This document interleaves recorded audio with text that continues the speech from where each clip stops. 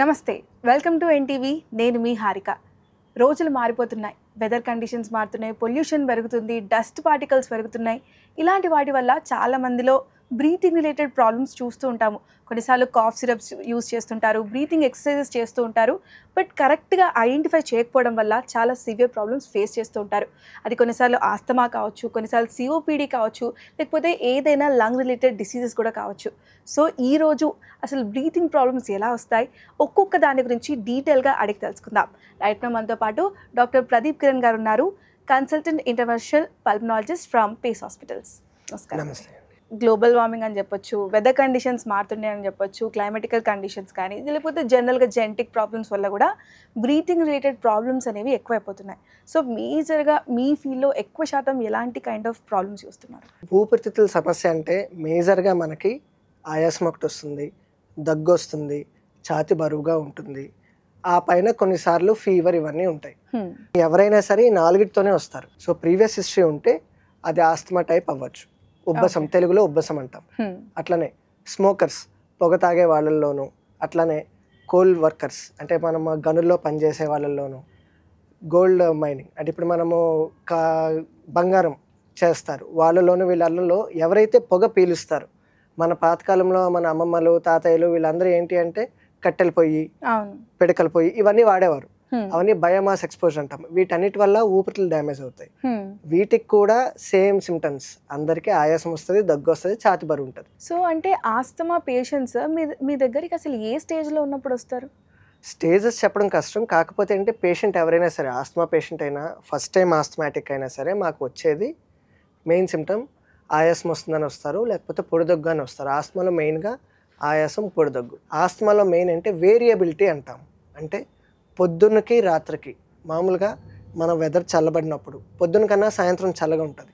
So asthma పేషెంట్స్లో ఈ symptoms అనేవి more at night and early mornings ఉంటాయి. అంటే ఇప్పుడు ఆస్తమా వచ్చిన పేషెంట్స్లో అసలు లంగ్స్ని ఎలా ఎఫెక్ట్ చేస్తాయి? ఒక ట్యూబ్ తీసుకోండి, మనకి ఇది this is wind pipe, what we say trachea. ఇది మనకు ఊపిరితిత్తులోకి వెళ్తుంది కదా, మెయిన్ 2 బ్రాంకస్లోకి వెళ్ళిపోయిన తర్వాత చాలా విడిపోతాయి. సో మనము ఊపిరి తీసుకుని లోపలికి వెళ్ళి రక్తంలో కలవడానికి ఆల్వియోలై, గాలి సంచులు అంటాం అన్నమాట. అక్కడ దాకా వెళ్ళడానికి it will be millions of airways will be there. అంటే అవి మనం లెక్క పెట్టలేము. అయితే ఈ ఆస్తమా ఈ పెద్ద ఎయిర్వేస్, మిడిల్ రేంజ్ ఎయిర్వేస్ వాటికి ఎఫెక్ట్ చేస్తుంది. వీటిలో ఏముంటుందంటే మామూలుగా లెట్స్ సే ఇది మనకి 3 సెంటీమీటర్స్ విడ్త్ ఉంది, బ్రాంకస్ ఇంకొంచెం సన్నగా ఉంటుంది, అలా సన్నగా అవుతాయి. సో ఇలా రౌండ్గా ఉండాల్సింది 3 సెంటీమీటర్స్ ఉందనుకోండి, గాలి చక్కగా వెళ్తుంది. ఈ ఆస్తమా అంటే శ్వాసకోశ వ్యాధుల్లో ఏమవుతుందంటే, ఏమైనా చలి వాతావరణం, టెంపరేచర్ చేంజెస్, మనకి ఏదైనా పడని వస్తువు ఇలాంటివి ఏమైనా ఎఫెక్ట్ అయినప్పుడు ఈ రౌండ్గా ఉండే బాడీ కాస్త నేరో అవుతుంది. సో ఇలా సన్నగా అయిపోతుంది. రౌండ్గానే ఉంటుంది, it will not become square, but రౌండే నేరో అయిపోతుంది. ఆస్తమా డెవలప్మెంట్ అనేది ఎట్లా తెలుస్తుంది? అంటే మనకి ఏమైనా ఎర్లీ సైన్స్ అర్థమవుతుందా? సైన్స్ అనేవి పర్టికులర్గా ఏమి ఉండవు మేడం. మనం ఎప్పుడైనా అదే పేషెంట్కి సిమ్టమ్.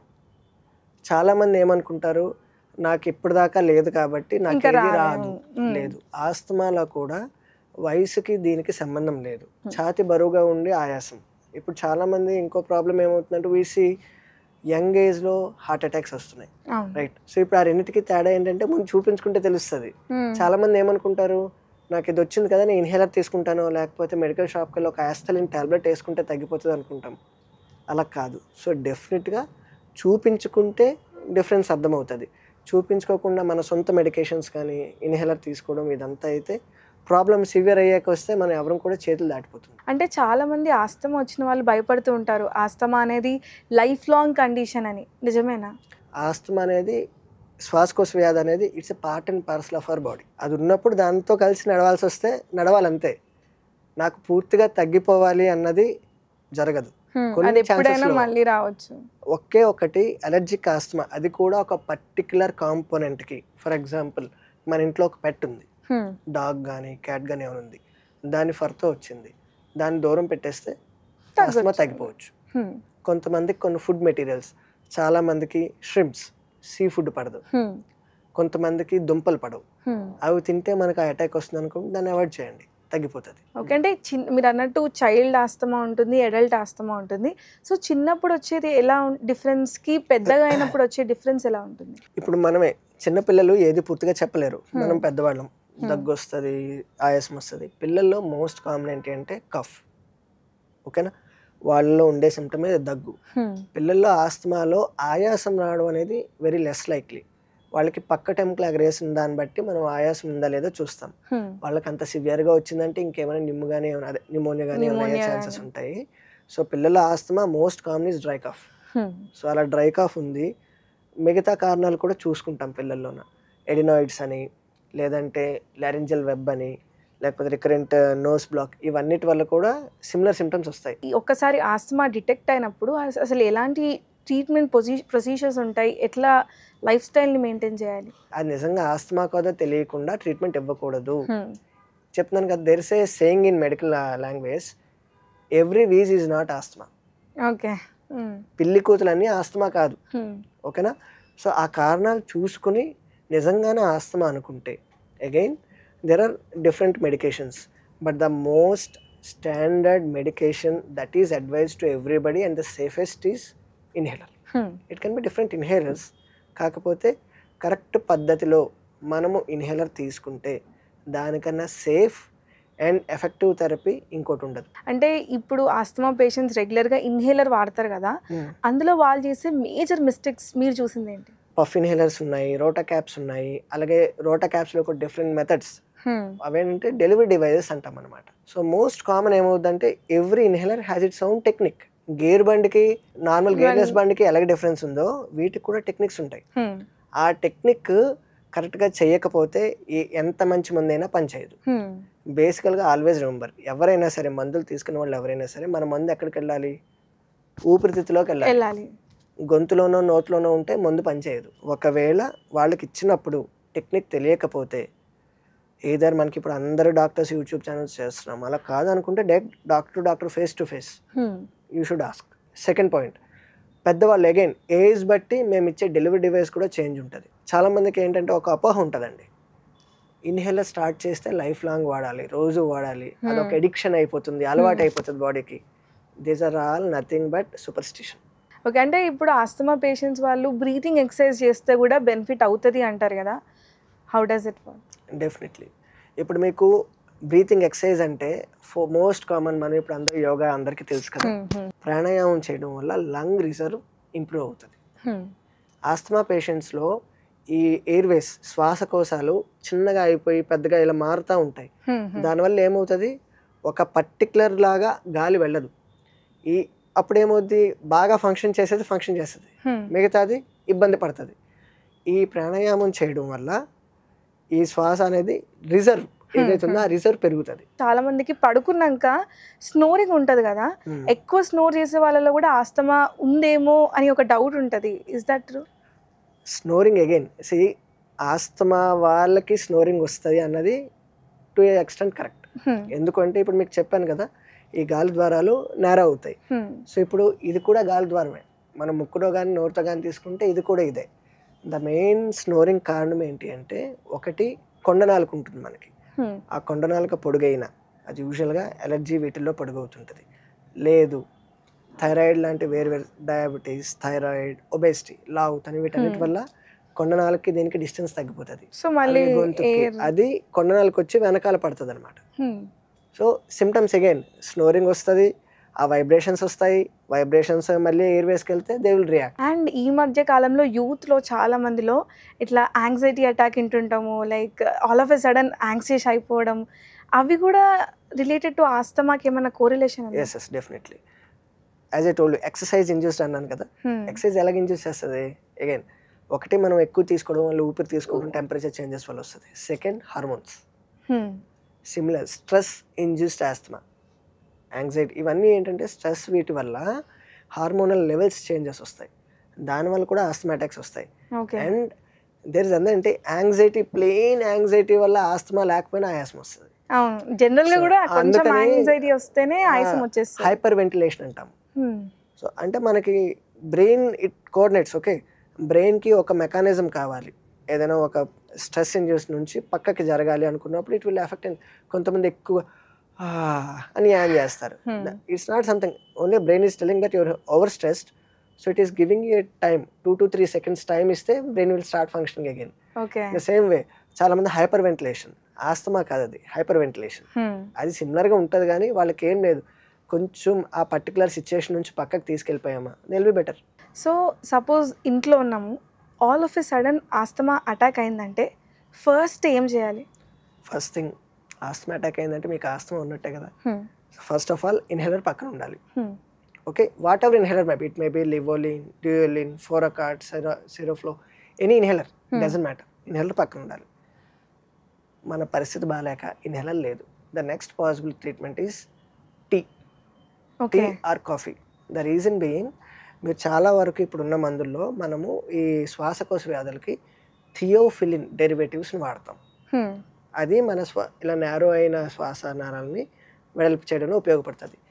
ఆ థియోఫిలిన్ అనేది టీ కాఫీలో ఉంటుంది. It's one of the derivative of caffeine also. So caffeine it's a stimulant.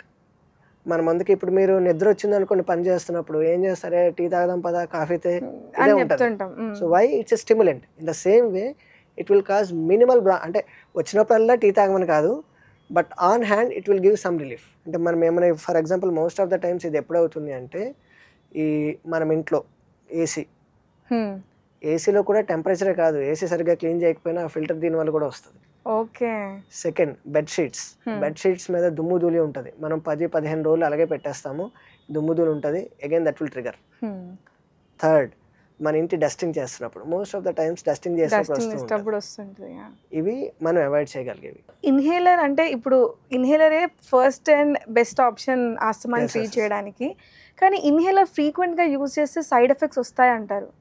అది it again I told you right, inhaler technique కరెక్ట్గా ఉంటే ఏమీ సైడ్ ఎఫెక్ట్స్ రావు, first point. Second, any inhaler, నేను ఇప్పుడు మీకు చాలా వెరైటీలు ఇన్హేలర్స్ చెప్పాను, పఫ్ టైప్ అని, రోటా క్యాప్ అని, ఇవన్నీ చెప్పాను కదా. ఏ ఇన్హేలర్ తీసుకున్నా కూడా మోస్ట్ ఇంపార్టెంట్ థింగ్ ఏంటంటే, ఇన్హేలర్ తీసుకున్న వెంటనే నోటిని ఒక నీటితో కరిగి పుక్కిలిని చూసేసేయాలి. ఓకే. రెసిడ్యూల్ డ్రగ్ అంటాము, అంటే మనం ఇచ్చిన తర్వాత ఏమైనా మందు, ఒకవేళ గ్యాసియస్ ఫామ్ తీసుకుని లిక్విడ్, అదేమైనా ఇక్కడ డిపాజిట్ అయినా, రోటా క్యాప్స్లో పొడి రూపంలో ఉంటుంది, పౌడర్ ఫామ్లో, అదేమైనా డిపాజిట్ అయినా లాంగ్ స్టాండింగ్లో అవి ఏం చేస్తాయి, అల్సర్స్ కానీ లేదా ఫంగల్ ఇన్ఫెక్షన్, నోట్లో ఫంగల్ ఇన్ఫెక్షన్ వచ్చే ఛాన్సెస్ ఉంటాయి. దానికి సింపుల్ ట్రీట్మెంట్ ఈస్ జస్ట్ పుక్కిలించేసి ఊసేసేయండి, బెటర్ పోతుంది, ఇంకేం లేదు, దానివల్ల ఎఫెక్ట్ రాదు. మేజర్గా ఈ బ్రీతింగ్ ప్రాబ్లమ్స్లో ఫస్ట్ వచ్చేసి ఆస్తమా, సెకండ్ వచ్చేసి సిఓపిడి. అసలు సిఓపిడి అంటే ఏంటి, ఏ స్టేజ్ వరకు సివియర్గా వస్తుంది ఈ కాలంలో మేజర్గా? ఇప్పుడు మీకు ఆస్తమా చెప్పాము కదా, అగైన్ సిఓపిడి ఆస్తమాకి పెద్ద తేడాలు ఉండవు, treatment also almost similar, again ఇన్హేలర్సే. అయితే ఆస్తమాలో నేను ఏం చెప్పాను మీకు, వేరియేషన్స్ ఉంటాయి అని చెప్పాను.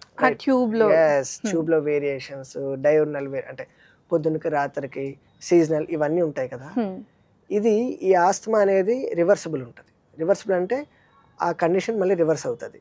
ఎప్పుడైతే ఆస్తమా లాంటి ఎయిర్వేస్ ఇర్రివర్సిబుల్ అంటే ఆ నారోయింగ్ పర్మనెంట్ అయిపోతుందో దాన్నే సిఓపిడి కింద కన్సిడర్ చేస్తాం. అంటే దీనికి అంటే ఆస్తమా వచ్చిన వాళ్ళకి సిఓపిడి వచ్చే ఛాన్స్ ఉంటుందా, అంటే రిస్క్ అనేది ఉంటుందా? This is earlier it was thought, back in old days they thought asthma COPD రెండు వేరు వేరు వ్యాధులు అని అనుకున్నారు. బట్ నౌ ఇవాల్వింగ్ నాలెడ్జ్ ప్రకారం ఏమంటున్నారంటే, ఆస్తమా సిఓపిడి అన్నీ కూడా ఒక సిండ్రోమ్కి సంబంధించినవే. It may be allergic bronchitis or asthma may be the starting point, COPD may be the end point. అది మొత్తం ట్యూబ్ అంతా కూడా అట్లే పర్మనెంట్ గా, that's what, so that's what they are saying. So that's the reason why the same treatment works for both of them. కానీ COPD is much much more severe అనమాట. ఊపిరి ఆబ్వియస్గా ఊపిరి సాగిపోయిందంటే మనకి గాలి సరిగా వెళ్ళి రాదు, కార్బన్ డైఆక్సైడ్ ఏదైతే మనం వదలదో అది పేరుకుపోతుంది లోపల, ఇవన్నీ ఉంటాయి అన్నమాట. చాలా మంది అంటుంటారు స్మోకింగ్ చేసే వాళ్ళకన్నా పీల్చే వాళ్ళకి ఇంకెక్కువ రిస్క్ ఉంటుంది అని, సిఓపిడి రిస్క్ కూడా అట్లే ఉంటుందా? సేమ్. ఇప్పుడు ఎక్కువ రిస్క్ అని చెప్పం కానీ వాట్ వి సే లిజన్, ఇప్పుడు స్మోక్ చేసేవాడు ఏం చేస్తాడు, తీసి వదిలేస్తాడు. So let's say he inhales 1 part, exhales 3 parts. ఇప్పుడు పక్కన ఏం చేస్తాడు, ఆ 3 parts ఇన్హేల్ చేస్తున్నారు. సో అందుకే రిస్క్ అని చెప్తాము. This is called second hand smoking or passive smoking. Smoke చేసేవాడే కాదు, పక్కనోడు కూడా ఎఫెక్ట్ అవుతాడు. So it's better to avoid those things. So మీరు అన్నట్టు సిఓపిడి అనేది చాలా చాలా సివియారిటీ రిస్క్ ఇన్వాల్వ్ ఉంటుంది అని, సో లంగ్ మొత్తం డ్యామేజ్ అయ్యే ఛాన్స్ ఉంటుందా? ఉంటుందండి, లంగ్ డ్యామేజ్ అవుతుంది. సిఓపిడిలో లంగ్ డ్యామేజ్ అగైన్ చెప్తున్నాం కదా, ఇప్పుడు గ్రేడింగ్ ఎలా చేస్తాము అంటే సాగిపోవడం, డ్యామేజ్ అవ్వడం, కొంతమందికి చాలా తక్కువ ఉంటుంది, they will be happy. Severity damage ఎక్కువ అవుతున్న కొద్దీ, అండ్ సిఓపిడి ఒక్క లంగ్ ప్రాబ్లం అని చెప్పం మామూలుగా, ఇట్స్ సిస్టమిక్ డిసీజ్ కింద కన్వర్ట్ అయిపోతుంది. హార్ట్ ఎఫెక్ట్ అవ్వచ్చు, షుగర్ డెవలప్ కావచ్చు, లిపిడ్ ప్రొఫైల్, కొలెస్ట్రాల్ అవి చేంజ్ అవ్వచ్చు, ఇవన్నీ ఉంటాయి. అండ్ సిఓపిడిలో ఏమవుతుందంటే బ్లడ్ సర్క్యులేషన్ థిన్ అయిపోతుంది, ఎందుకంటే కార్బన్ డైఆక్సైడ్ లెవెల్స్ పెరగడం వల్ల. సో స్ట్రోక్స్ రావడం ఇవన్నీ కామన్. అండ్ మీరు అన్నట్టు ఆస్తమా పేషెంట్స్ రెగ్యులర్లీ అంటే రెగ్యులర్ చెకప్స్ ఎప్పుడెప్పుడు చేసుకోవాలి, సో దట్ సిఓపిడి రిస్క్ ఉందా లేదా చూసుకుంటూ డయాగ్నోస్ చేసుకోవాలి? నేను చెప్పాను కదా, అగైన్ ఆస్తమా కూడా మైల్డ్, మోడరేట్, సివియర్ అని ఉంటుంది. మైల్డ్ ఆస్తమాలో అంత ఫ్రీక్వెంట్ విజిట్స్ ఏమీ అవసరం ఉండదు. ఒకవేళ ఆస్తమా సిమ్టమ్స్ సివియర్ అవుతున్నాయి, ఫ్రీక్వెన్సీ పెరుగుతున్నాయి అనుకున్నప్పుడు 3 to 4 monthsకి ఒకసారి డాక్టర్ దగ్గరకు వచ్చి చెక్ చేయించుకోవడం అవసరం ఉంటుంది. లేదా పల్మరీ ఫంక్షన్ టెస్ట్, అది డిసైడ్ చేస్తుంది మన వాల్యూస్ ఎంత నేరో అవుతున్నాయి అని కానీ ఇవి కానీ అవుతున్నాయి అనుకుంటే, అప్పుడు మనం we can tell them asthma ACOS అంటాం, ఆస్తమా సిఓపిడి ఓవర్లాప్ సిండ్రోమ్ అని ఇంకోటి ఉంది. ఇవన్నీ ఒక లైన్ అనమాట. సో మీరు దానిలోకి వెళ్తున్నారు, so it's better if you control yourself, advise ఇవ్వడానికి ఉంటుంది. సో పర్సిస్టెంట్ మైల్డ్ ఆస్తమా ఉంటే కంగారు పడాల్సిన అవసరం లేదు. మోడరేట్ టు సివియర్ ఆస్తమా ఉంది, సిమ్టమ్స్ ఫ్రీక్వెన్సీ పెరుగుతుంది, లేదా already you landed in COPD, అలాంటప్పుడు ఎవ్రీ డాక్టర్ మామూలుగా మోడరేట్ సిమ్టమ్స్ ఉంటే ఎవ్రీ 6 monthsకి ఒకసారి పల్మరీ ఫంక్షన్ టెస్ట్ చేసుకోమని చెప్తాం. అండ్ సిఓపిడి ఎక్కువ ఏజ్ ఫ్యాక్టర్ రిలేటెడ్ ఉంటుందా? అంటే కంటిన్యూ చాలా ఇయర్స్ నుంచి ఆస్తమా వచ్చి స్మోకింగ్ కూడా అలవాటు ఖచ్చితంగా ఉంటారు. సో అందుకే COPD is most common in above 40 to 50 years above ఏజ్లోనే కనిపిస్తుంది. అండ్ ఈ సిఓపిడి వచ్చినప్పుడు కూడా ఇన్హేలర్స్, ట్రీట్మెంట్, సర్జరీస్ ఇవన్నీ ఉన్నాయి కదా, సో పోస్ట్ దట్ ఇంకేముంటాయి, లైక్ థెరపీస్ కానీ ఆక్సిజన్ థెరపీస్ ఇట్లా ఉంటాయి? ఆక్సిజన్ థెరపీస్ ఇవన్నీ ఇచ్చినా కూడాను సిఓపిడిలో మోస్ట్ ఆఫ్ ద టైం ఇవన్నీ ఇచ్చినా కూడా కొంత అమౌంట్ ఆఫ్ ఇది ఉంటుంది. అప్పుడు we encourage pulmonary rehabilitation. Pulmonary rehabilitation అంటే ఈ ప్రాణాయామం లాంటి ఎక్సర్సైజ్తో పాటు దేర్ వేరియస్ చెస్ట్ ఫిజియోథెరపీ అంటాం, అంటే ఇలా చెస్ట్ మీద కొట్టడం ఇవన్నీ చేస్తాం. ఆస్తమా పేషెంట్స్కి కానీ సిఓపిడి పేషెంట్స్కి కానీ లైక్ రెగ్యులర్గా బ్రీతింగ్ ప్రాబ్లమ్స్ రిలేటెడ్ ఉన్న వాళ్ళకి రెగ్యులర్గా లైఫ్ స్టైల్లో ఎలాంటి అడ్వైస్ ఇస్తారు టు మెయింటైన్? ఫస్ట్ థింగ్, మీకు ఇది డెఫినెట్గా ఈ particular compound, let it be food, let it be anything, I don't know what ever it is. Even కొంతమందికి చీరలు కూడా ఉంటాయి, ట్రిగర్ పాయింట్ ఉంటాయి. మన మెటీరియల్ ఉంటుంది కదా, జార్జెట్ అంటాము. కొంతమంది మేము వేసుకునే వాళ్ళకి ఇప్పుడు రగ్ ఉంటుంది, చలికాలం రగ్గులు కప్పుకుంటాం, that's also trigger point. Wool trigger point. మీకు ఈ స్పెసిఫిక్ దీనివల్ల మీకు ఈ సిమ్టమ్స్ వస్తాయి అనుకుంటే avoid, first point. Second, don't overdo anything. Exercise కానీ ఏదైనా సరే డోంట్ ఓవర్ డూ ఎనీథింగ్, మీ కెపాసిటీ అంతా తెలిసినంత వరకు చేయాలి. థర్డ్ పాయింట్, స్మోకింగ్ హ్యాబిట్స్ ఏమైనా ఉంటే బెటర్ అవాయిడ్. అండ్ స్మోకింగ్లో కూడా చాలా రకాలు ఉన్నాయండి, స్మోకింగ్, వేపింగ్, ఎలక్ట్రిక్ సిగార్, ఓకేనా, హుక్కా, beedi, everything, anything, there is nothing safe. చాలా మంది హుక్కా సేఫ్ కదా అనుకుంటారు, ఎలక్ట్రిక్ సిగార్ సేఫ్ కదా, నథింగ్. పొగ ఏదేస్తో అదే డెఫినెట్గా డేంజరస్. ఫోర్త్, కొంతమందికి అన్ఫార్చునేట్లీ ఆక్యుపేషనల్ లంగ్ డిసార్డర్స్ ఉంటాయండి. అంటే ఇప్పుడు మనం మీకు చెప్పాను, గోల్డ్ తయారు చేసేవాళ్ళు, బంగారం కరిగించేవాళ్ళు, అట్లనే బొగ్గు వాళ్ళు, that's why they have a protocol. ఈ సింగరేణి వీళ్ళలో ప్రోటోకాల్ ఉంటుంది, they will do every year PFT. వాళ్ళ చేంజెస్ కనిపిస్తే they will change the occupation. అవన్నీ మనం చూసుకోవాలి. Thank you so much doctor, it was nice talking to you. Thank you.